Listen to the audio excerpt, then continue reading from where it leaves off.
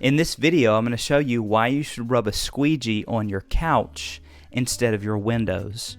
If you are a cat or a dog lover, then you know that pet hair gets everywhere in the home, including the couch.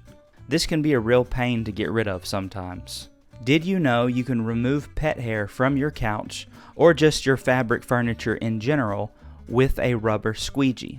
I will demonstrate that here on this chair. This is a regular microfiber fabric and is the home to 2 golden retrievers and a cat.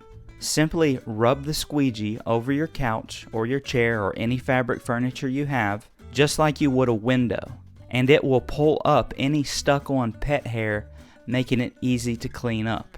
The reason this works so well is the rubber in the squeegee gliding over that fabric. It grabs the hair and rolls it up into small little clump balls, which then you just grab with your hand and throw away in the trash can. The great thing about this method is that squeegees are cheap, and you can use them to clean multiple things around the home, so they're extremely versatile. I will leave one listed and linked down below for you.